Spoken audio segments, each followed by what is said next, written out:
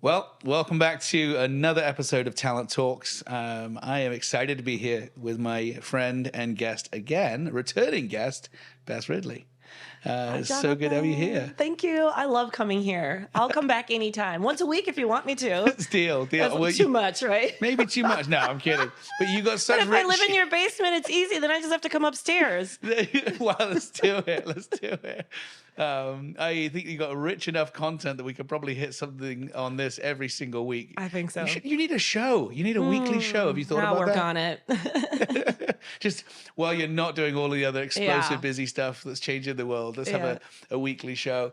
But seriously, a weekly show would be kind of cool idea on this topic. Cool. So. You are in a world that is changing and evolving and developing so fast. Yeah. And there's such hot topics in just the whole companies trying to figure out, how do I do a better job of diversity? How do I do a better job of creating an inclusive culture? You really helped me last time we were on. I said, how do I, as a business owner, as a small company business owner, I don't know how to. It feels like there's landmines. Like there's a gotcha around every corner, and it feels like, oh my god, screw this thing up. Yeah. And you encouraged me and said, just be curious. Yeah. And it's been really helpful for me, just being curious. Just curious. And you, even just some phrases and terminology you gave on the last podcast. So any listeners, get on the last one, hear it, because of good stuff around just how to even ask questions in a curious way that's not like, why this? Intrusive, why this? or offensive. Yes. Exactly. Like, help me understand. I genuinely want to know. Yeah, I'm curious to know. I'm curious to know.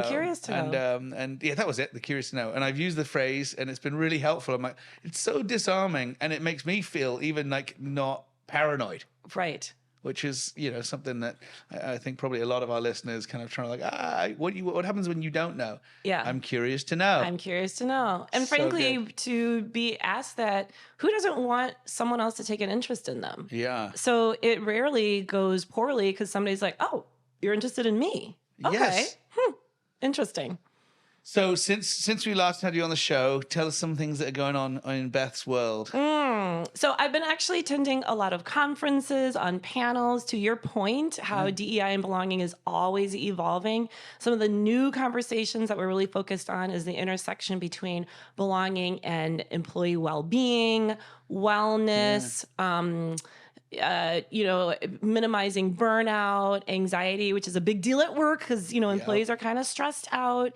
And when you have a culture of belonging where people feel more confident being who they are, they don't have to work so hard to fit in, or they're not afraid of speaking up, that does minimize stress and anxiety, because just sort of like those mind games that you play with yourself, like, am I doing the right thing? Am I fitting in okay? Like, what do people think about me? Requires a lot of effort and energy. Yeah. And if you can kind of minimize that a little bit at work, it helps to boost a sense of psychological safety and that people can thrive at work, which I think is really important. Yeah. So that's been a big part of the conversations I've been a part of recently.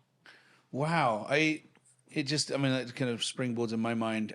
Something happened recently. We have a company-wide, we call it the huddle, which happens every Friday morning. The whole company's on there. You've actually, we have you on a retainer. Those are so fun. They're we have great a retainer fun. to help us with those, which I will talk about in a bit. But one of the team members they were giving a shout out to some other people, which we do regularly, and they just said it was one of the team leaders and a director in the company. They said, I just want to shout out to my team. I was having a bit of a meltdown at home. And I was going into a meeting. It was a client meeting. I was supposed to be showing up to lead this thing. And I pinged some people who are directly reporting into this person. And they said, I'm having a meltdown. And just stress, personal things that are going on, the combination of everything. I'm not ready to show up to this meeting. Can you cover for me? And they told this story in front of the whole company. Yeah. And I was, it was almost like a choke up moment. I'm so glad they felt comfortable to do that with their team and their direct reports. Correct. And then to risk humiliation and say it in front of the whole company. Right. I'm like, oh, I'm so thankful for that. And I was thinking, what led to that point of like well-being, kind of the inclusion, that belonging? Like, how do we get here? Because I don't think we've always been there. We haven't. I mean, I think that's such a great example of taking the risk to be a little bit vulnerable, because I can assure you, if one person is feeling like they had a rough morning, they're not ready to show up, everybody's been there. Yeah. But you put this mask on, right? Yeah. You feel like, oh my God, I always have to like be on at work. And part of a culture of belonging is that people feel a sense of forgiveness. Like we extend grace to ourselves and others, and you're allowed to have a bad day without it being held against you. And that's what I hear a lot from some of the clients that I work with. They're like, a big benefit that they were seeing from their work of investing in culture and a culture of inclusion is that, you know, they can speak up and talk about what they're struggling with at work, maybe something that they don't understand, actually something that didn't go well, because not everything goes well, and they're not afraid it's going to be held against them. Yes. And that's how you really promote growth and learning, because people have to be able to speak up and talk about what's, you know, not going so great for them as well as what is going well for them. So I think it's just sort of a natural evolution of this work. Yeah. It's a benefit of investing in DEI. People might start by investing in DEI by saying, we want to make this a better place to work for our women or people of color who are not well represented. Yeah. But the spillover effect it impacts everything in a positive way, because we all have some dimension of diversity that we feel may be holding us back. Yeah. And it could be our communication style, introvert, extrovert. You know, we come from a different professional background, you know, different experience. And, you know, when you create an environment where it's okay to speak up, you can speak up about everything. Yeah. And so I think your example happening in your culture is a direct effect of the investment that you've been making in DEI and belonging all these years. Well, I want to thank you, and I want to say thank you for that, because the investment you've made in us over this journey, I think it's released people to be themselves even more. Yeah. But partly because we've said, hey, we're bringing in a pro and an expert to help us on this journey.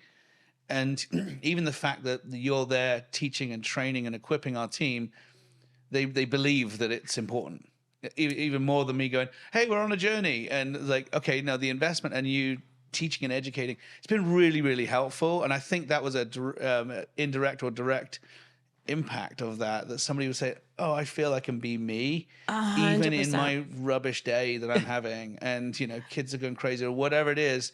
And it's kind of, I can't cope right now, you know. Yeah. And I've shown up to these meetings. I literally, in the last couple of years, I've had some pretty traumatic things in my life. And I remember kind of showing up to those huddles and like doing this. Yeah. You know, like, okay, let's go. Yeah. Like, and I'm like, I wish I could have said, or maybe I could have, but at that point, I just didn't feel safe. Mm-hmm. I mean, I was too vulnerable in myself to say, I can't do it today, you know, which I think is really hard as a leader, because you're expected to show up all the time and be on and inspire and lead and be strong. It's really hard as a leader. Leaders are human too. And I like to say, you know, you're with belonging, you're really cultivating a workplace family. When most people say, where do they feel the greatest sense of belonging? It's at home, because you can be yourself. People are forgiving. They love you anyway. Yeah. And at work, why can't we create some of that as well? And the benefit of, you know, you guys are a nice size organization where you can go through this learning journey together. And I know a lot of your clients are some maybe smaller, mid-sized companies. I think that's such an asset, because you can all, like you said, once a month, you have an all-team huddle. Yeah. And so you're the size that you can do that, and you have like that shared experience of how we're investing in this together. Harder to do the bigger you get, but I see some of the biggest gains of doing exactly what you're doing. Once a month, carving out time. And it doesn't have to be hard-hitting. We're talking about culture, but something that I think reflects your cultural values and the experience of coming together, where people start to feel a little bit safer, a little bit safer. And then next thing you know, you've created this workplace family. You can kind of be who you are, and not everybody's going to be on every day, and that's okay. Yeah. I like the word.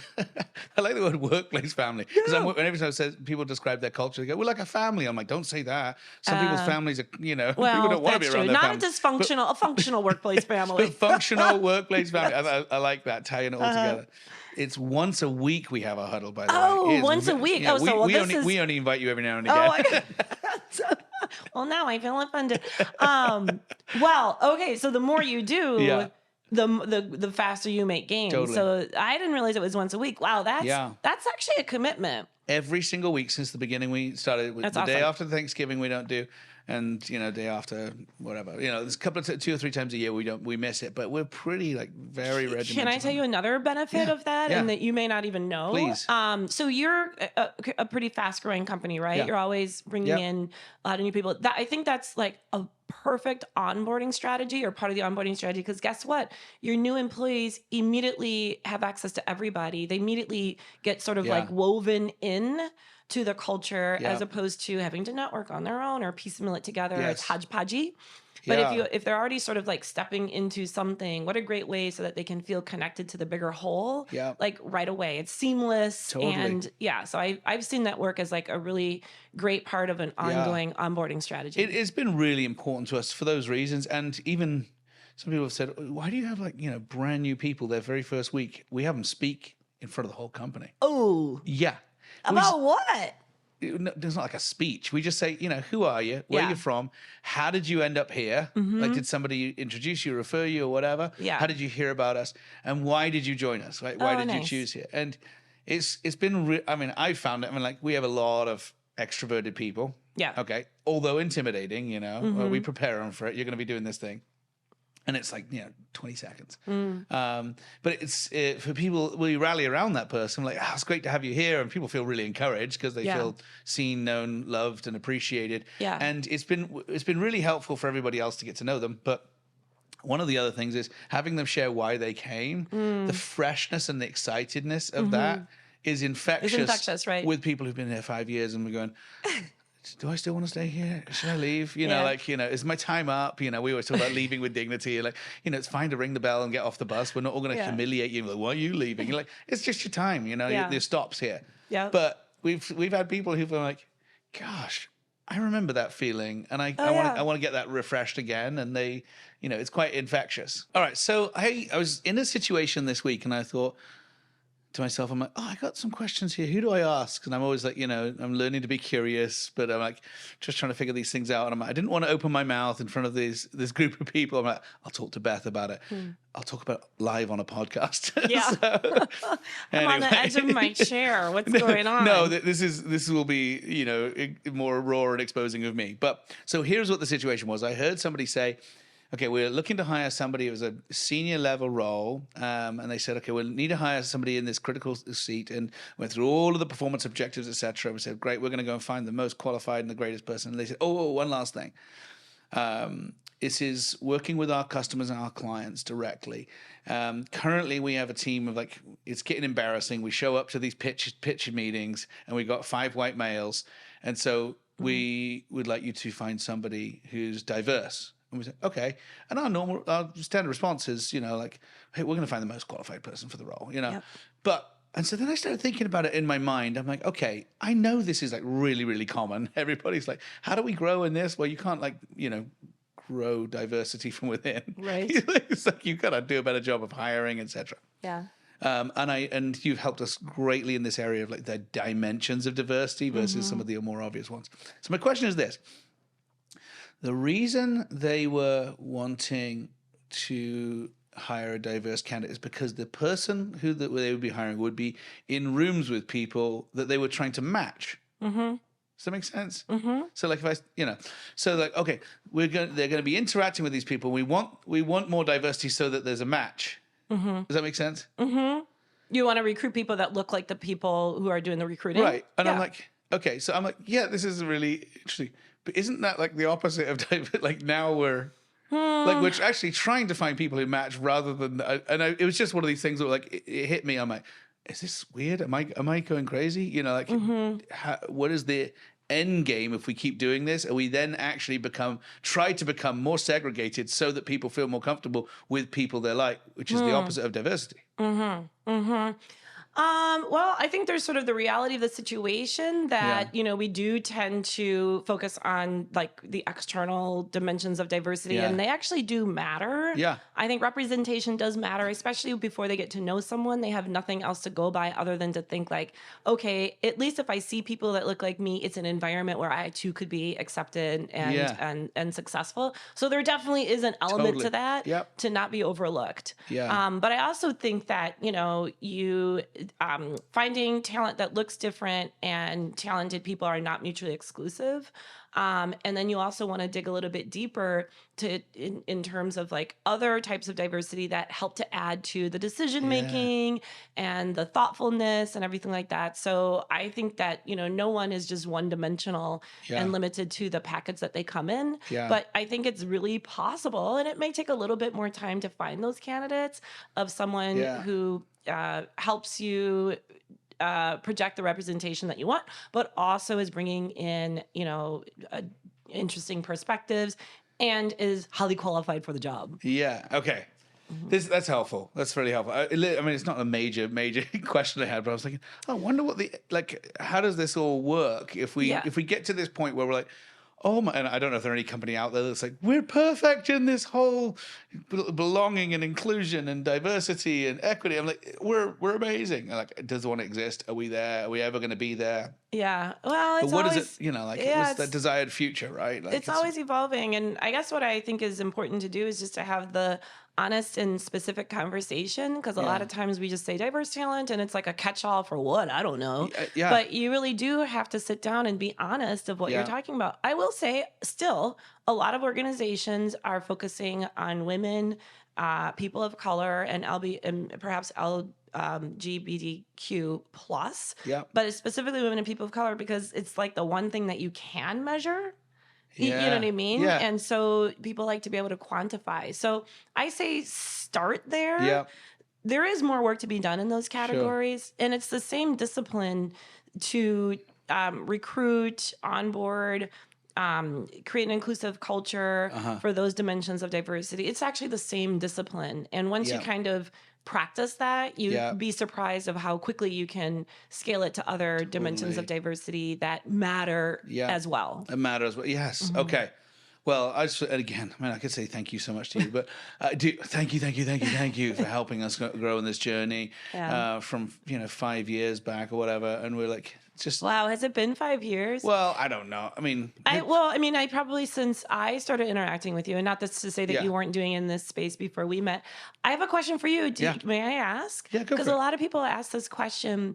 What is an example of better because of this investment? I think we already started out with one, like on your huddles, people are being a little bit more honest about how they're showing up. And is there anything else?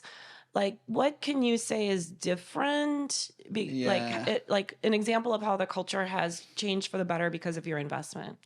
Yeah, I think probably, well, one of the areas would be, like, you mentioned you're a fast-growing company or a high-growth organization. So we like hiring people who are driven, a little bit competitive, a little bit entrepreneurial, blah, blah, and like charge. But for me, to actually slow down and go, okay, that doesn't always look the same.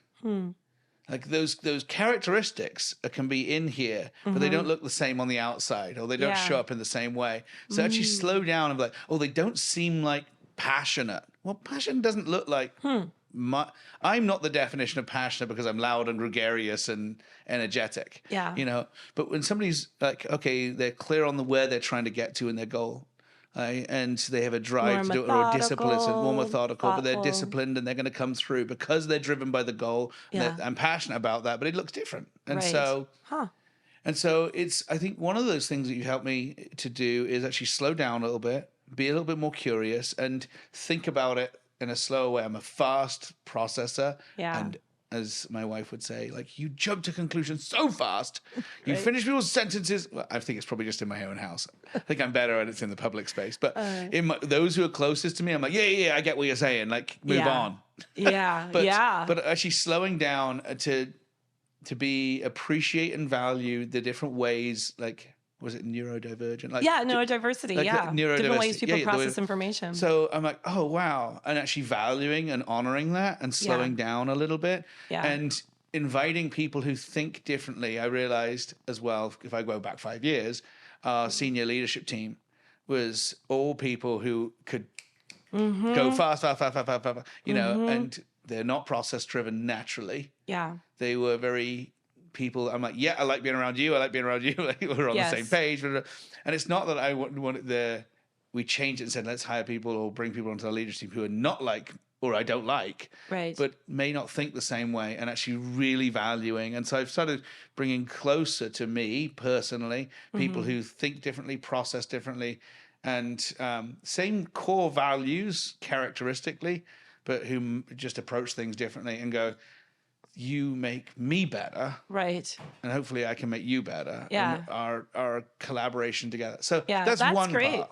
And especially if you're starting that on the leadership team, and then because I think your employees will see that there's many ways to be an effective leader. There's not one way. Yeah. Because sometimes if employees look up and they're like, oh, everybody's like this, then they sort of, take themselves out of the game. Like, I won't fit in. Why should I bother? Yeah. You know what I mean? Like, more people can aspire. And you want to sort of groom as much eager people to be leadership as possible. So you have a large bench to kind of pull from. And, we are who we are. I'm sort of like you, like, I don't want, it's so funny. And like you, I'm probably more like that at home than I am in public. But my husband literally got mad at me yesterday because I asked him a question. He's an attorney. He's the opposite of me. Very methodical, very thoughtful, which is really helpful, but frustrating for me. So I asked him a question. I literally said, do your thinking on your own and just come to me with the answer. Like, don't do your thinking out loud in front of me because I don't have patience for that.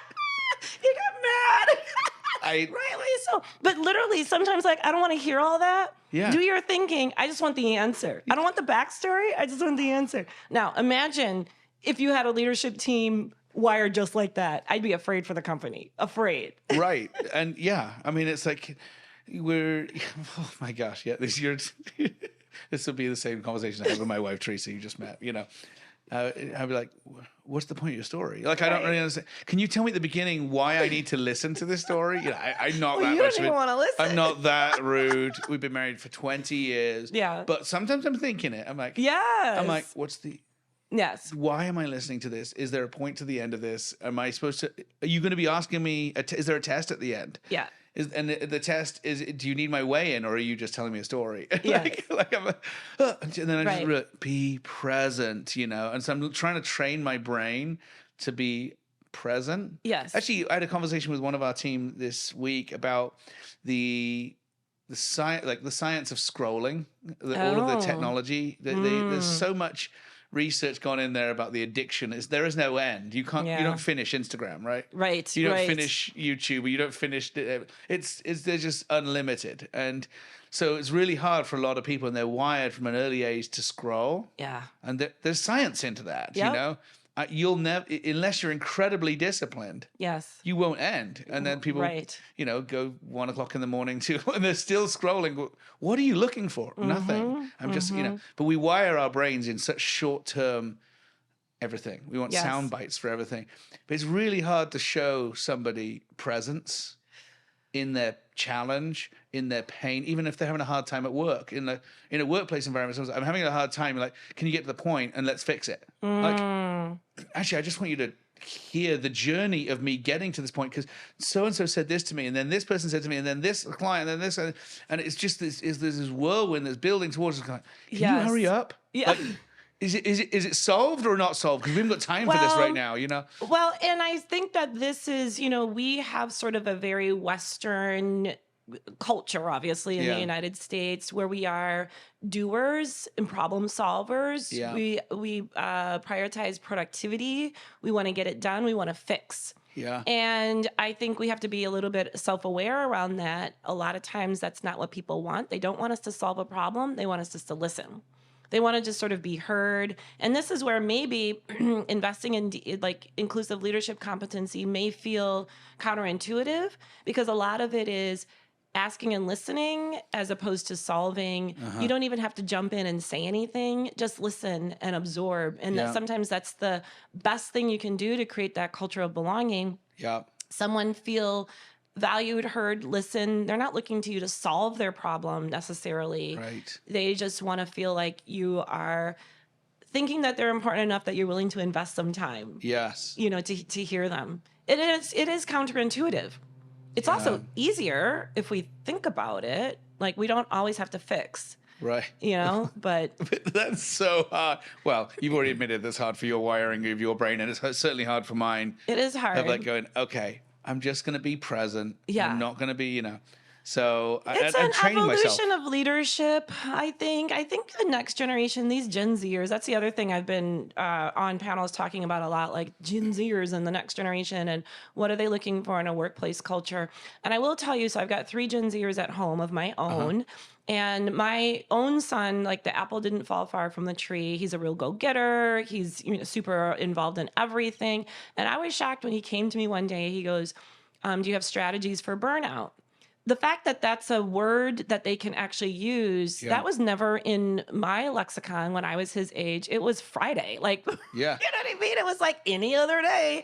But they're using these words. And so I think that, eventually they're valuing things in terms of like, how do I protect my emotional well-being? Like these are actually things that they're starting to talk about. And so I think naturally what it means to be an effective leader is going to evolve as well. It's not push people to the edge of exhaustion. It's part of getting the most out of my talent is modeling what it means to slow down and be present. Just like all those things that you're focusing on, that you're working on. Oh, wow. That brings up so many questions. Like, I'm like, I'm going into solve, ready? I'm like, well, why are they burned out? And then I'm like, is it social media in comparison? Like, there's so much in there. Like, it's exhausting because you can never live up to whatever. Like, you're never going to make it because you're comparing yourself to everybody else out there. I think versus it's a lot being present in your little tiny cul-de-sac in your little neighborhood. How it was, 50 years ago. Social media social media is a blessing and a curse. It can help people feel more connected if they're feeling isolated. I also think, what I see in my own kids is they groom kids to be really good at something at such an early age. So have you noticed sports now are all year long? It used to be you could do multiple sports. You could do basketball and soccer and track and baseball, have a variety. With that variety, you're kind of a generalist. You enjoy everything, but you're not really good at anything. Now, I've noticed with my own kids, they're trying to groom kids to be like really, really good at a young age. Like you're peaking as an athlete at like 12 and you are, now soccer is all year long because there's indoor soccer. My daughter runs track. It's all year long, not just spring, because there's an indoor track season, there's a fall season, a spring season, a summer season, and the kids are getting good because they're specializing, but that's work. And there's no more like, it's almost like, your best years are your teenage years. And it's like, everybody's like driving to be excellent at such a young age. So I think it's social media and it's just sort of, again, like our cultural orientation is do, drive. It's a little bit different in other countries, Asia and Africa, the Caribbean, a little bit more natural to feel, just be in the moment. We're a particular, and there's no good or bad. It's just how we're wired here. I just think that we have to be cautious. If you could, you're bringing this up because I know you've traveled a bit and lived in other cultures and countries. If you could take a little bit of someone else's, another culture that you think, that would be so great here. And when I say here, wherever here is for you, if it's your neighborhood, if it's your, where you live in your state, or like, what's an attribute you think? That's an easy one, and I'll answer. I just came back from Italy. Okay. And the siesta and these super long lunches. And and super long meals where people are spending time with one another for hours over food, just talking, lingering, like so nice, like investing in relationships. So nice. I'd like to maybe bring a little bit of that here. What do you think is the kind of the enemy of that in our culture? Like what causes us to not do that? Achievement oriented, productivity. It's really hard for us to feel like we're worth anything if we're not like doing. So I used to, like a couple years ago, had this blog called Do Nothing is the New, I think like, what did I call it? Do Nothing is like the new Brussels sprouts or something like that. Because, you know, like how Brussels sprouts is getting like a major comeback. Yeah. It used to be like a gross vegetable. And now people are like, it's amazing. So something like that, like we have with to like bacon in it. Yeah, exactly. We have to like some balsamic. We have to make do nothing seem really cool again, as opposed to you're a loser. You know what I mean? Because like whenever you ask somebody, oh, how you doing? Oh, so busy. And it's like, if you don't say that, like, what are you doing? Nobody says, I read a book from cover to cover. You're like, you have nothing going on in your life. So I don't know. I just think, but there is something about, I mean, our economy and you know what I mean? So it's not bad. I think we just have to be self-aware of, you know, when it can get bad and to, you know, make more adjustments. Well, it seems like you make a big announcement when you're going off social. I am going off social. I'll be going off the next 3 months because I take care of my. I am off social. Yeah. Did you know that? No. So talk about this. Okay. I am a 100. Because it's a cool thing to do. Oh, is it the trend? But I wouldn't know because I'm not on social. I'm kidding. I don't know what's happening. I think just that sense of like, I'm going to protect. I mean, what you're saying, I think there is a grouping of people that would say, yeah, I'm gonna take this seriously, my mental health, my well-being, whatever it is, you know, or sucking up my life. I mean, I made a commitment just this week, no scrolling. Like, you can still send me a message, but I'm not gonna scroll. Like, I'm not on. The only thing I'm on is LinkedIn, and I post and I respond to posts, and so I'm probably on it maybe 5 minutes, 3 days a week. Sure, that's it. And I got off it because, one, it was bad for my self-esteem. I would wake up in the morning and see all this like fabulous stuff, and I would compare myself like, why am I not doing that? How come my business doesn't look like that? And I would just start the day off at a deficit. Yeah. 2, it was a time suck. And 3, I felt this pressure no matter what I was doing. Like, I could be at a track meet with my daughter, and I felt like, oh my God, I have to post it and then turn it into something profound. And then I got to the point where I wasn't enjoying being in the moment. So and it was actually one fell swoop, and it was quite easy for me. It was like one day. Yeah. And this was probably 5 or 6 years ago. I just cut everything off except for LinkedIn, like I said. Yeah. But I don't have to worry about capturing the moment, posting the moment. I don't miss anything. The one thing though, like I guess I do miss a little bit, is sometimes it is a good way to keep up with what's going on in your friend's life in important ways. Yeah. Like if a parent had passed away, I ran into a friend of mine. I didn't know she had posted on Facebook. I wasn't on Facebook, so I didn't know. And so it's kind of like those things. Sometimes I don't, you know what I mean? So that might be the only thing that I miss, but everything else, I don't feel like I'm suffering at all. Wow. And so give us some of the benefits of not doing this. Because, I mean, this comes into, again, health and well-being. And we've touched on a few things here. You're in a healthy spot. More time, because I'm not scrolling. In the moment, I'm not this pressure to, oh my God, I have to take a picture and then post. Yep. I don't start out the day feeling bad about myself because I'm not comparing myself to other people. Mm-hmm. So I think those are like the three benefits. Do you? I mean, does this show up in your work that you do in consulting and training and teaching people in the whole journey of belonging? I mean, one aspect of it. Do you see any kind of other benefits that you would actually speak on this of? Hey, this is how you can help. I don't know. Is there or not really? That's a good question. Like being off social media and how it relates to belonging. I haven't really thought about it. I guess I should think about it. I haven't really woven it into my consulting or my business, so I haven't quite made that connection. I don't know if there is a connection. I'm just thinking about how I can, to your point, where it's easy to hit a like button or a sad face when somebody's passed away. You're like, oh, as if that's connect, right? As if that's empathy, right? Like, I gave you a like, you know, like I gave you a thumbs up. Yeah. Like, isn't that enough? Like, if that was my relationship with my wife, I'd be like, babe, you want a date night? You want a date night? But I gave you 7 likes. I gave a smiley face and I gave you a thumbs up.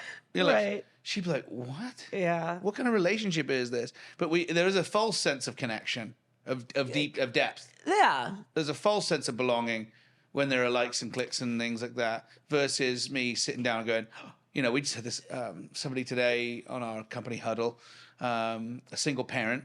I'm like, oh, they've not been on. I've not seen any comments in the chat from them, and they came back. I'm here. I'm just not feeling well today. And I'm like, oh, sort of side messaging. And I'm like, what's going on? Like, is there anything we can do for you?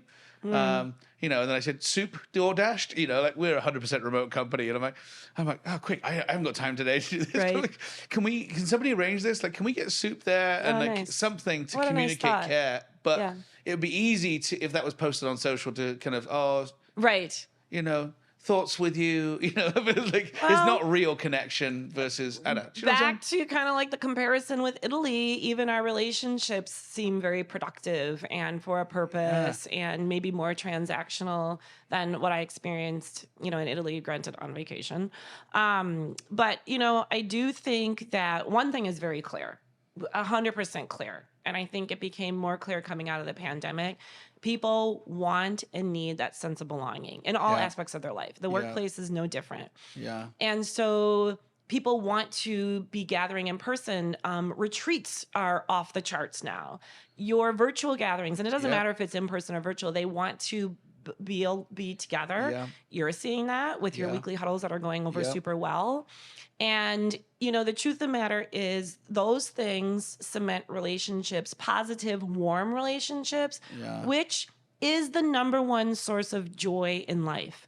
Warm, positive relationships. And when we don't make time for that at work, we can be super productive, but transactional doesn't always feel good, and it's not like the staying power.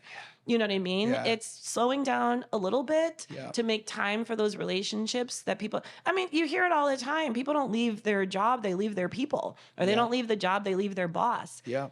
If you have warm relationships, or if you ask somebody, what do you miss most about the job you left? It's always the people. Yes. So it's, I think we're gradually learning a little bit. I think the United States, we're hard-headed. Yeah.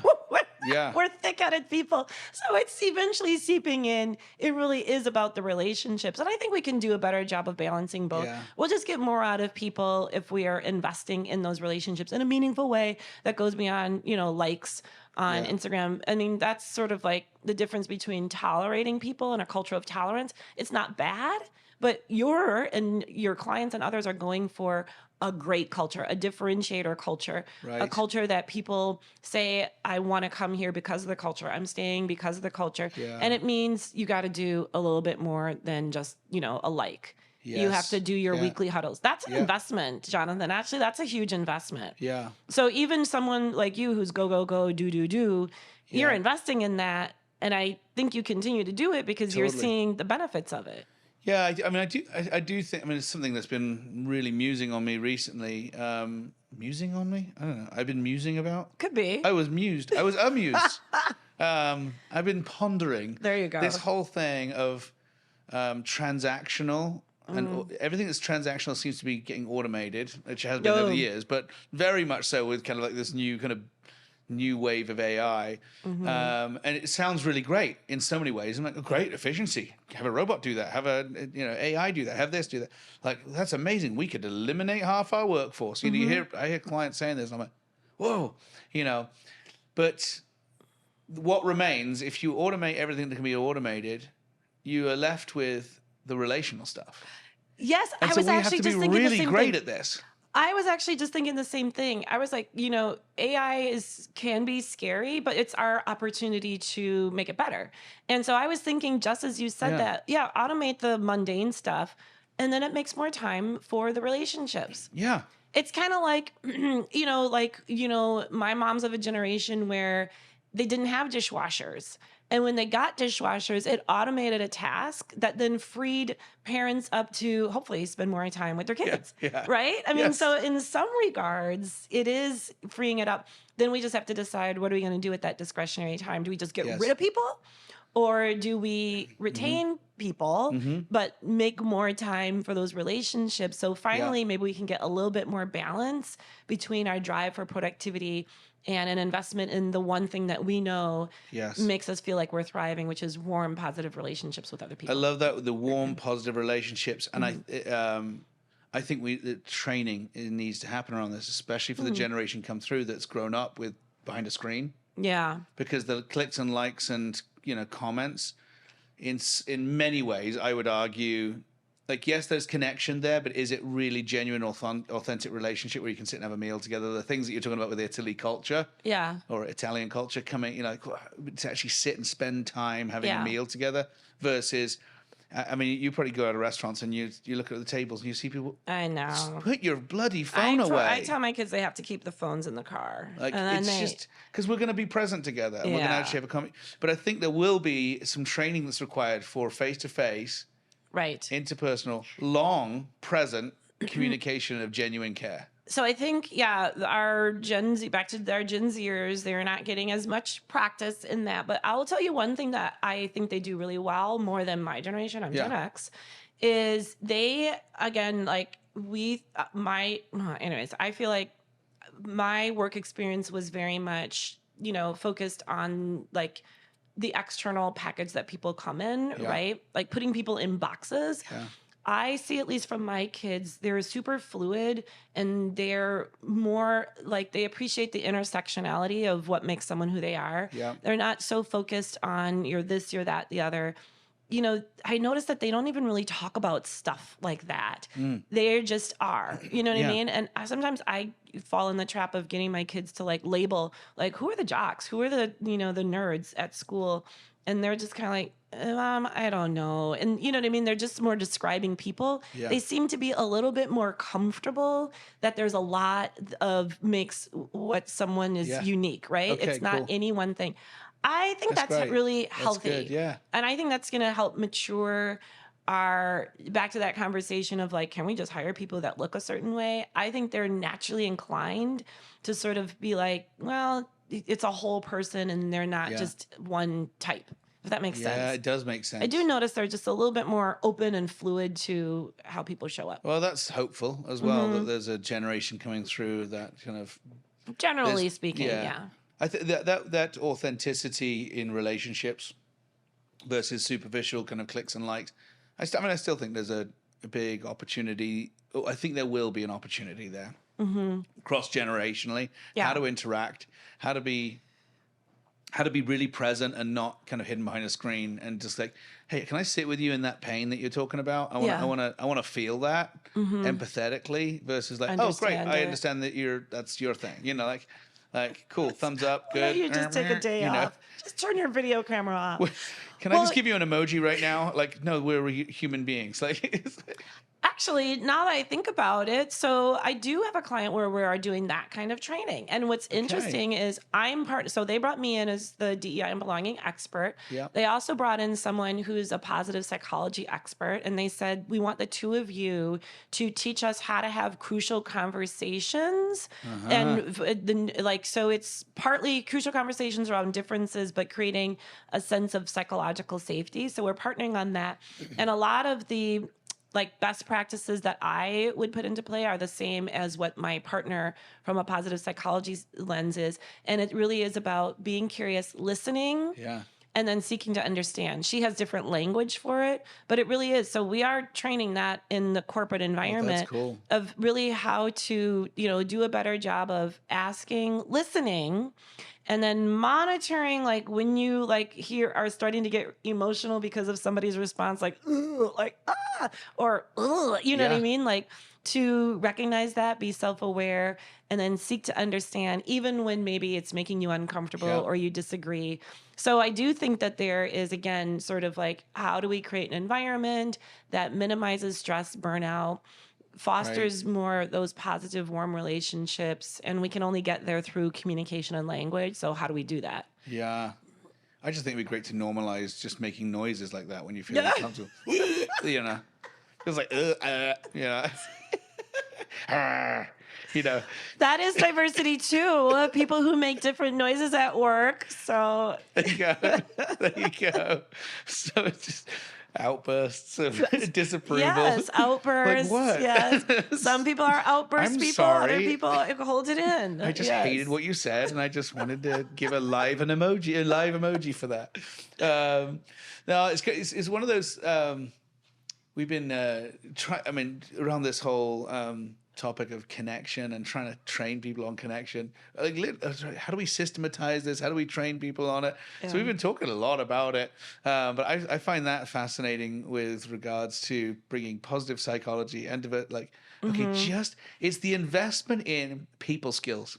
Yeah. That's right. That's what it is. Just like, we're going to invest in our teams so they can be better people leaders. Like they can be better employees, better people leaders, better client engagement, interacting with your customers.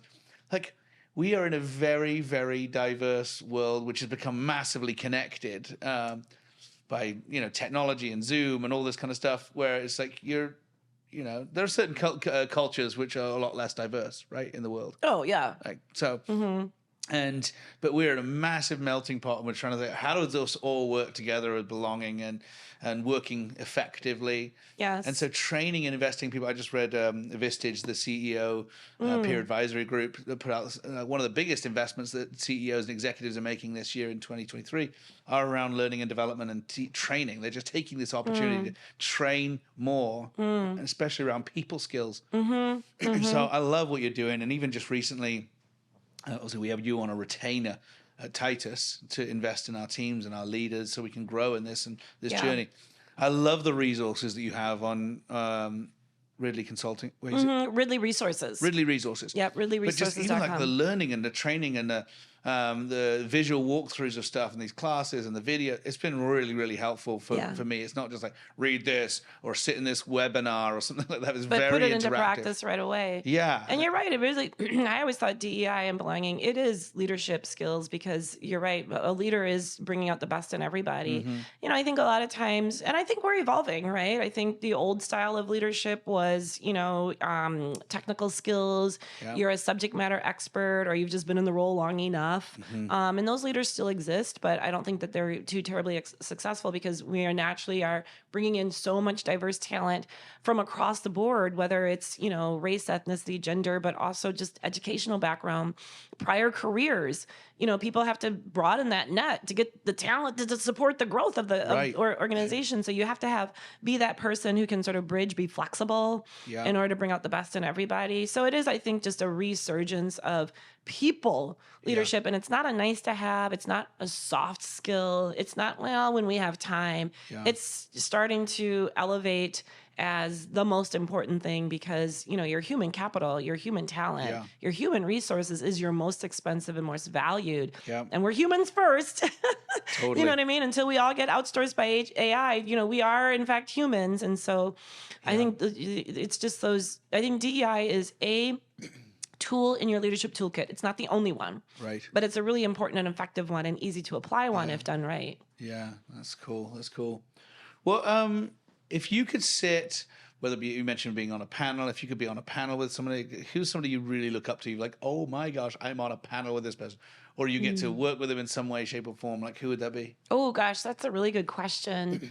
Can I think about that for a minute? Yeah, I love that you don't feel put on the spot. Like, you're like, I'm going to think about it. I really do want to think about it. I'd be like, yeah, no, if I did that, and I would say something kind of crazy, but I want to give that some actual thoughts. It's a really good question. Thoughtful question deserves a thoughtful response. Well, that's good. All right.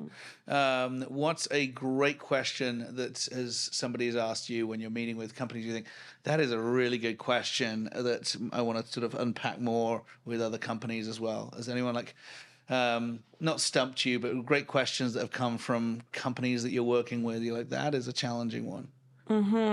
That's another one. I'll give you another question. You're going to say, can I think about that?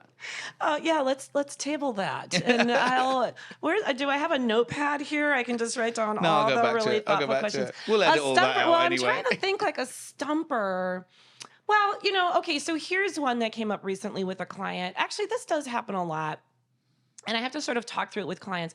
Most clients that hire me, they already have a really good culture, right? Yeah. I mean, they're already inclined to be thinking about DEI, investing in the culture. So it's not a stretch that you're starting from a good base. Right. But to their credit, they want to go, like I said, from good to great, great to best in class. Yes. If they have a messed up culture, they're generally not hiring me. They're probably hiring an attorney. Yep. So a lot of times they'll do like a cultural belonging survey and the results come back favorable. Yeah. And so then they're kind of like, oh, but how do we sell that we need to continue to invest in this? Because it already looks like we're doing a really good job. Yep. So I think that's something that I get asked often. My response is, again, you just took a snapshot, a point in time, results came back great. There's always something to work on. Yeah. And you didn't get here by chance, so you have to continue to invest in it. And it's going to be those areas where you could do a little bit better. That's going to require you to go from good to great, great to best in class. Good for you in the sense that it may not be a huge investment or a huge lift. Yeah. So that's something that I get often. People are kind of stumped at, but we're good. Yes. Why do we need to do more? Yeah. So that's a response to one of those questions you asked. Yeah. And what's something that you're looking forward to in the future as far as really consulting as you're growing? You're a mover, shaker, visionary, change the world person. So one of the things I'm really excited about, and so I launched this Inclusive Leaders Roundtable. I did it in response to my clients. Yeah. The main thing that I hear from my clients is, what are your other clients doing? And these are clients who have been investing in DEI and belonging. And again, sort of like scrolling, you're never done. Yeah. You're just building on what you're doing and constantly evolving. And maybe feeling a little bit isolated. How do I know if I'm going in the right direction? How do I know if this is good? What should be next? And so I started to bring my clients together once a week just to talk, check in with other people from across a ton of different industries, to be able to get new ideas, to bounce off ideas, to be inspired by one another, to keep it going. Because a lot of times, as many panels I've been on, I want to just sum it up like this. There's just not one right way to do this. There just isn't. Yeah. The only thing you can do is to keep putting your best foot forward that makes sense in your culture for where you are and what you want to achieve. And there is no way that it's going to be the same for every organization. Yeah. And so sometimes continue to do that. It can be tiring. In most cases, this is not the only job you have. Yeah. And sometimes it's scary and intimidating because, you are, I like to say, the tip of the spear. You might be doing things to advance the culture that no one else is doing, and you're trying to lead and hopefully bring other people along. Are you calibrating it right? So just being able to check in and have a supportive community of like-minded leaders, I'm finding people are getting a ton of value around that. Yeah. I'm really excited about it because the truth is I left corporate to start this firm because I wanted to support, we were talking about people leaders. Yeah.